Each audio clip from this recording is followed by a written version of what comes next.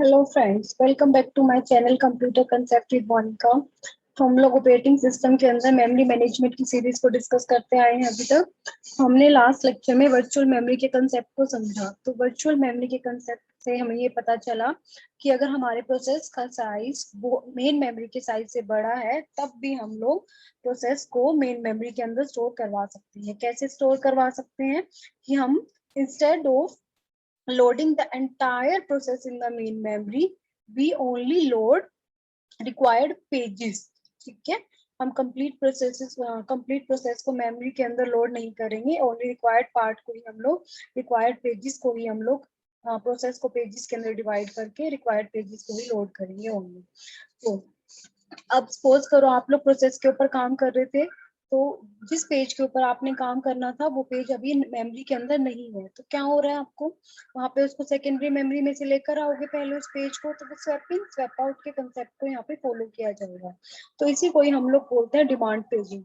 कि आप किसी प्रोसेस पे काम कर रहे थे और आपने उस किसी पेज की रिक्वायरमेंट है आपको काम करने के लिए, वो मेमोरी के अंदर प्रेजेंट नहीं है, मेन मेमोरी के अंदर प्रेजेंट नहीं है, कहाँ प्रेजेंट है, सेकेंडरी मेमोरी में। तो उस प्रोसेस की डिमांड कर रहे हो आप कि वो प्रोसेस आपका मेन मेमोरी के अंदर, उस पेज को मेन मेमोरी के अंदर लेकर आ जाए।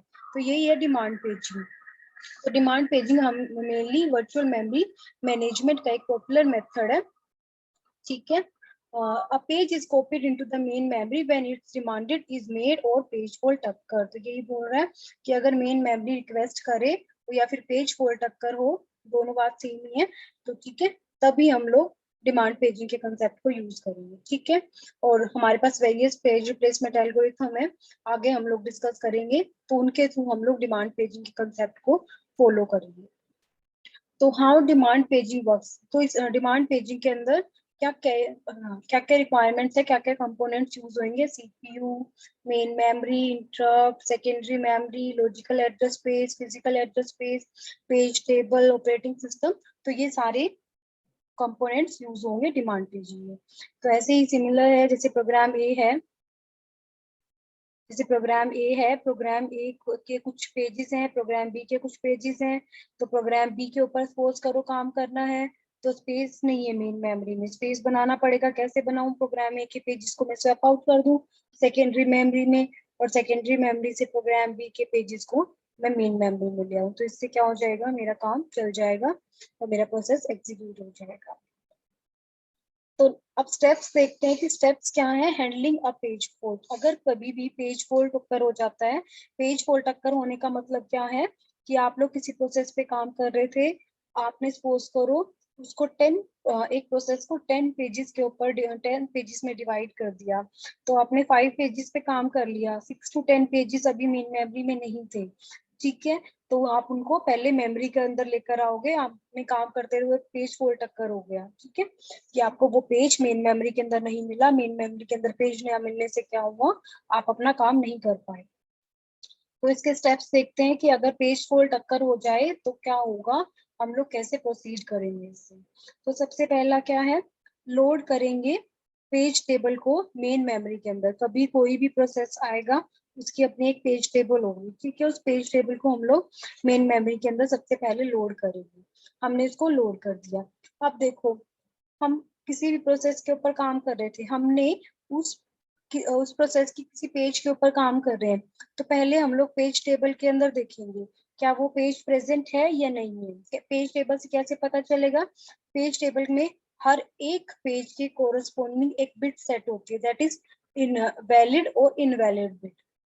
अगर वो बिट वैलिड है, that means page is present in the page table, otherwise page is absent in the page table. तो सपोज करो यहाँ पर पेज टेबल के अंदर आपको पेज नहीं मिला, तो आप काम नहीं कर पाए और पेज फॉल्ट अक्कर हो गया। तो ऐसी सिचुएशन में क्या होएगा, एक ट्रैप।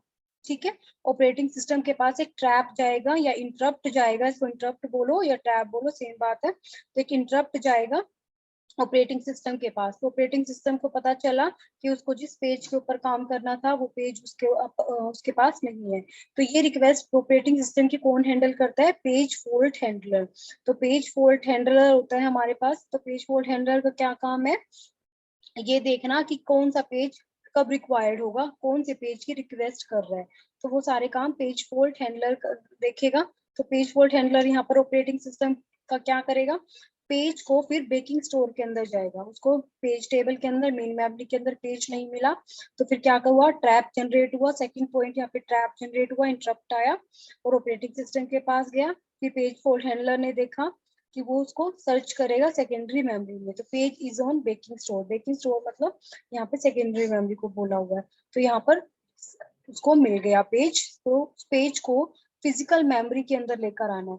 जब फिजिकल मेमोरी में अगर स्पेस ही नहीं होगा तो लेकर कैसे आएंगे, तो इसके लिए पहले मुझे फिजिकल मेमोरी में एक फ्री फ्रेम ढूंढना पड़ेगा, सर्च करना पड़ेगा, तो सर्च कैसे करूंगी, वही स्वैपिंग स्वैप आउट का कंसेप्ट यूज करेंगे। स्वैपिंग का हम लोग प्रीवियस वीडियो के अंदर बात कर चुके हैं, स्वैपिंग क्या होता है, तो वहां पे हमने डिस्कस किया फ्री फ्रेम को कैसे एलोकेट करना है, ठीक है।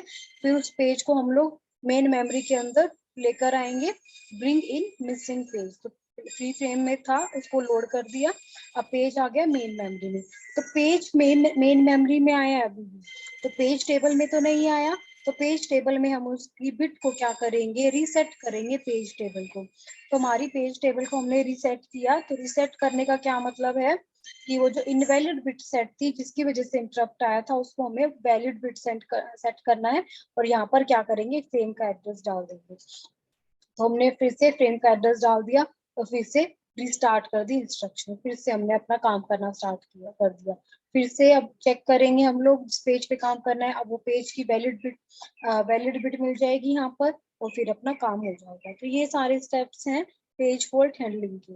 तो इस टाइप से हमारा डिमांड पेजिंग का कंसेप्ट है, वर्चुअल मेमोरी के कंसेप्ट को यूज करने के लिए हमने डिमांड पेजिंग का कंसेप्ट यूज करते हैं। आई होप आपको मेरा लेक्चर समझ में आया होगा। Thank you.